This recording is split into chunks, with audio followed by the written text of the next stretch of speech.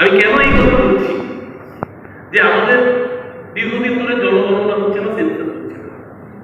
শেষ সেন্সাসের ডেটা অনুযায়ী, লাস্ট আদমশুমারির তথ্য অনুযায়ী এই রাজ্যের 86% মানুষ বাংলা ভাষা ভাষী, এবং এই 86% মানুষের 83% মানুষ তারা অন্য কোনো ভাষা জানে না।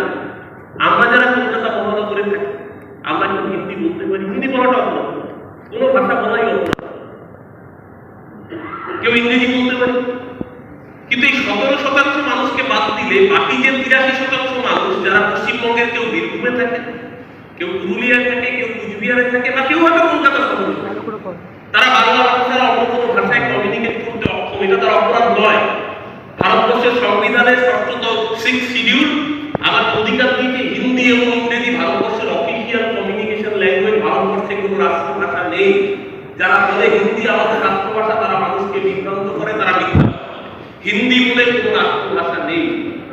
অফিসিয়াল কমিউনিকেশন ল্যাঙ্গুয়েজ হিন্দি আর ইংরেজি হতে পারে, কিন্তু বাকি সমস্ত ভাষার সমান গুরুত্ব ভারতবর্ষের সংবিধান আমাদের দিয়েছে। এটা অনেক সময় ওই যে বেশি বাংলা বললে বাংলাদেশ হয়ে যাবে।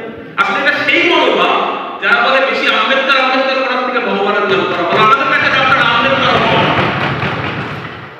আমাদের কাছে ভগবান রাম যেরকম আরাধ্য দেবতা, আমাদের কাছে রাজা রামমোহন রায় আরাধ্য দেবতা। ভারতবর্ষের ইতিহাস, বাংলার মনীষী, ভারতবর্ষের মনীষীদেরও দেবতা রাষ্ট্র বসাতে শেখায়। আমাদের কোনো ধর্মের সাথে বিরোধ, আমাদের কোনো ভাষার সাথে বিরোধ, কিন্তু একটা নয়, কথা পরিষ্কার করে যেতে রাখতে হবে।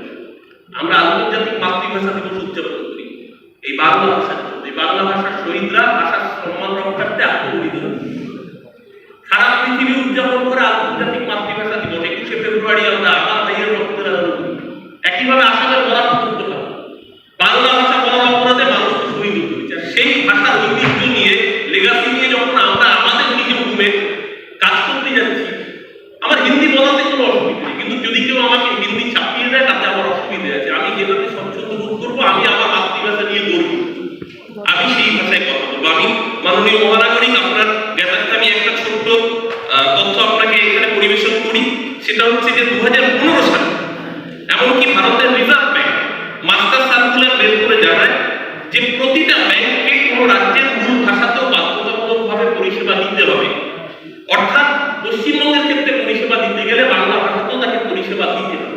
আমরা যেহেতু কলকাতা পুরসভার অধিবেশনে আমরা ইতিমধ্যেই ঐক্যমত হয়েছি যে পশ্চিমবাংলায় কলকাতা শহরে ব্যবসা করতে গেলে তাকে সাইনবোর্ডে বাংলা রাখতে হবে, তেমনি বাংলা ভাষাভাষী মানুষকে আমাদের শহরে অবস্থিত, সে মেট্রো রেল হতে পারে, রেল স্টেশন হতে পারে, ব্যাংক হতে পারে, সরকারি প্রতিষ্ঠান হতে পারে, বেসরকারি প্রতিষ্ঠান হতে পারে, যে কোনো প্রতিষ্ঠানের বাংলা ভাষাভাষী শহরে বসে ব্যবসা করতে গেলে, কাজ করতে গেলে তাকে বাংলায় পরিষেবা দেওয়ার লোক রাখতে হবে। বাংলা না জানাটা কোনো অপরাধ হতে পারে না। আমি মাননীয় মহানাগরিকের মাধ্যমে আমি রাজ্য সরকারের কাছে, এটা নিশ্চয়ই কলকাতা পুরসভা এককভাবে হয়তো সিদ্ধান্ত নিতে পারবে না, আমি আপনার কাছে অনুরোধ করছি যাতে আগামী দিন কলকাতা পুরসভা এই মর্মে সার্কুলার জারি করে যে বাংলায় ব্যবসা করতে গেলে আপনি যে কোনো ভাষাতে কাজ করুন, কিন্তু তার সাথে সাথে অপশন হিসেবে বাংলার মানুষকে বাংলায় পরিষেবা দেওয়া বাধ্যতামূলক রাখতে হবে। এটাই আমার দাবি। আমি কবির সুমনের একটা গানের 4টে লাইন করে আমার বক্তব্য শেষ করব। তিনি লিখে গিয়েছেন, আমি চাই সাঁওতাল তার ভাষাই বলবে রাষ্ট্রপুঞ্জে, আমি চাই সাঁওতাল তার ভাষাই বলবে রাষ্ট্রপুঞ্জে, আমি চাই মুঘল পূর্বে শৌখিনতার গোলাপ পুঞ্জে, আমি চাই নেপালি ছেলেটা গিটার হাতে, আমি চাই তার ভাষাতেই গাইতে আসবে কলকাতাতে। তবেই আমরা মাতৃভাষার রক্ষা, সম্মান সেটা করতে পারবো। আমি এই আবেদন রাখছি মাননীয় মহানাগরিক উত্তর দেবেন। মেট্রো রেলে এটা অত্যন্ত সেন্সিটিভ। আমার নিশ্চিতভাবে আমি রাজ্য সরকারের সংশ্লিষ্ট দপ্তর ফ্যান্সিয়াকে এটা বলবো এবং চিঠিও পাঠাবো, মুখ্যমন্ত্রীর দৃষ্টিও আকর্ষণ করবো, যাতে মেট্রো রেলকে ইমিডিয়েটলি বলা হয় যে কাউন্টারে এমন লোক বসান যারা সব ভাষায় বলতে পারে। বাংলা ভাষা বলতে পারে, উর্দুও বলতে পারে, হিন্দিও বলতে পারে, ইংলিশও বলতে পারে। এরকম মানুষকে তাদের কাউন্টারে বসালে কোনো ভাষা বলো না, এটা কারোর অধিকার হতে পারে।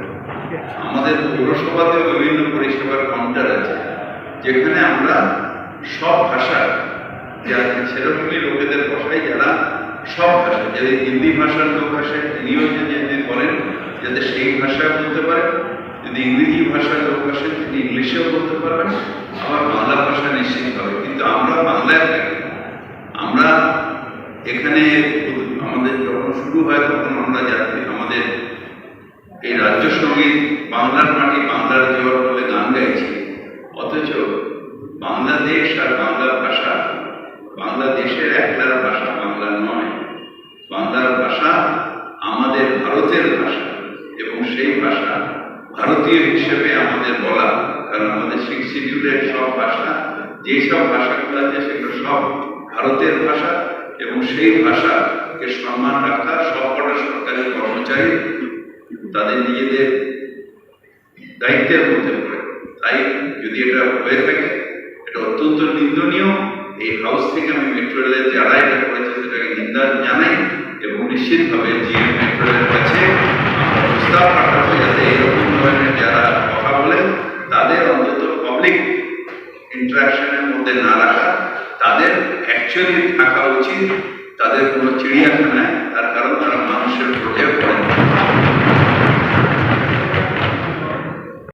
বাংলা হান্টের আরো খবর দেখতে নজর রাখুন।